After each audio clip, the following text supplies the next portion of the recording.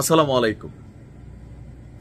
সেনাপ্রধান জেনারেল ওয়াকারুজ্জামান তিনি কি তার পদ হারাতে যাচ্ছেন? আলোচনায় নতুন একটা নাম উঠে এসেছে, আর সেই যে নামটি আমরা যদি দেখি, এই নামটি হচ্ছে এই মুহূর্তে আর্মস ফোর্সেস ডিভিশনের যিনি পিএসও আছেন, lieutenant general SM. Kamrul Hasan সাহেব। গতকালকে প্রধান উপদেষ্টা ডক্টর মোহাম্মদ ইউনূসের সাথে বিশেষ সাক্ষাৎ করেছেন আর্মস ফোর্সেস ডিভিশনের আমাদের এই lieutenant general SM. Kamrul Hasan. তো তার যে পদবি বা বায়োডাটা, এটা কিন্তু যথেষ্ট হেভি। তো এখন কেন হঠাৎ করে সেনাপ্রধানের দায়িত্ব থেকে জেনারেল ওয়াকারুজ্জামানকে সরিয়ে দেওয়া হচ্ছে?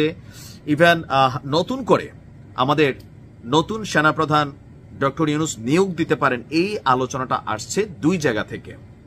এইখানেও সাংবাদিক ইলিয়াসের একটা পোস্ট আসলে দায়ী। চলুন দেখি আগে ইলিয়াস ভাই পোস্টটাতে কি লিখছিলেন।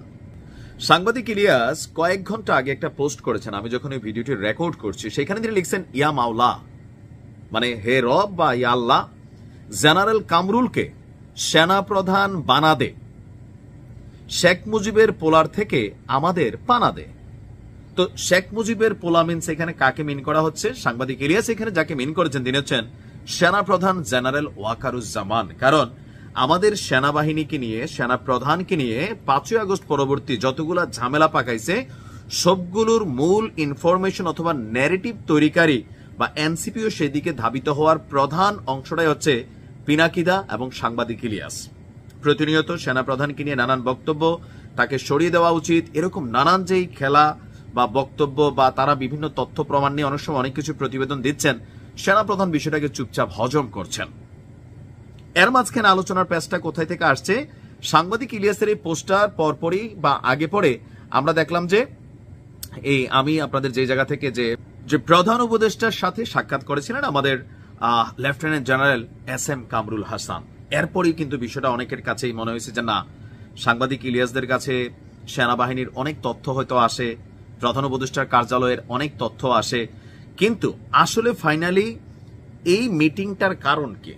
এখন সাংবাদিক ইলিয়াস যখন একটা পোস্ট করে, এটাকে কাউন্টার করতে হইলে পিনাকির মতন কাউকে লাগবে, কনক সরের মতন কাউকে লাগবে, মানে তাদের যে পন্থী আছেন, বিপরীত কেউ করলে মানুষ এটার গ্রহণযোগ্যতা নিবে না। বাট সাংবাদিক ইলিয়াসের এই পারসেপশনটাও রং, সেটা প্রমাণ করেছে আবার আমার দেশ পত্রিকায়।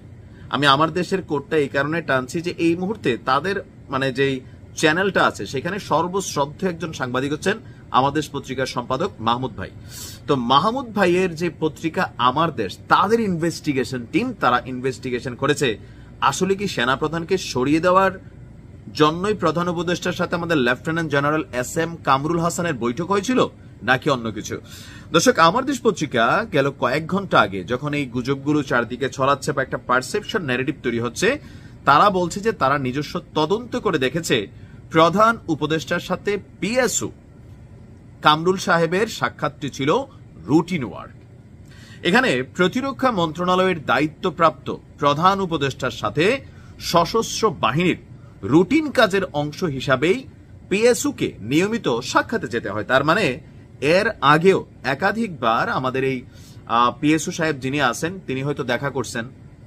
আবার এই মুহূর্তে ডক্টর মোহাম্মদ ইউনূস তিনি প্রতিরক্ষা মন্ত্রণালয়ের দায়িত্বপ্রাপ্ত। সো প্রতিরক্ষা মন্ত্রণালয় আমাদের এই অংশটাই, সো প্রতিরক্ষা মন্ত্রণালয়ের সবচেয়ে বড় স্টেক হোল্ডার সেনাবাহিনী, সেই কারণে তাদের মধ্যে একটা নিয়মিত সাক্ষাৎ ছিল। কিন্তু কালকে একই সাথে দুইটা ঘটনা ঘটছে যে আমাদের রানিং যিনি সেনাপ্রধান আছেন জেনারেল ওয়াকারুজ্জামান, তিনি প্রধান বিচারপতির বাসায়, আবার এদিক দিয়া প্রধান উপদেষ্টার সাথে আমাদের এই পিএসও জেনারেল কামরুল। সো এই জায়গাটা থেকে হয়তো বা পেচকিটা লাগছে। ডক্টর মোহাম্মদ ইউনূস এই মুহূর্তে তিনি, আমার মনে হয় না যে তার সরকার এই মুহূর্তে সেনাপ্রধান পরিবর্তনের কোনো চেষ্টা করবেন। আবার এই কামরুল সাহেবকে নিয়েও কিন্তু কালকে অনেক লেখালেখি হয়েছে। কেউ বলছেন তিনিও নাকি আওয়ামী লীগ পন্থী, আবার কেউ বলছেন না না তিনি আওয়ামী লীগের সাপোর্টার না। মানে এখন ভাই আমরা তো আর এত খবর জানি না, বিভিন্ন বড় মানুষ যারা কথা বলে তাদের ইয়া থেকে হয়তো আমরা মাঝে মাঝে পারসেপশন দেখি, বাট হুট করে বিশ্বাস করি না, বোঝার চেষ্টা করি কি ঘটছে, তারপর হয়তো কথা বলি। তো এই মুহূর্তে সেনাপ্রধান বদলাচ্ছে না, জেনারেল ওয়াকারুজ্জামানই তিনি সেনাপ্রধান হিসাবে দায়িত্বপ্রাপ্ত আছেন এবং তিনি তার মেয়াদকাল পূর্ণ করেই যাবেন। আর ব্যতিক্রম কিছু হইলে সেটা আমরা জানি না, হইতে পারে আমার দেশও তারা আমাদের কনসেপ্ট একদিকে নিয়ে নিচ্ছে, তলে তলে অনেক কিছু হইতে পারে, এটাও হইতে পারে, কারণ গণমাধ্যম তো গণমাধ্যমই। বাট আমরা আশা করি যে মাহমুদ ভাই তিনি সত্য কথাগুলোই প্রকাশ করেন, সো ওনার ইনভেস্টিগেশনটা সঠিক। ভালো থাকুন।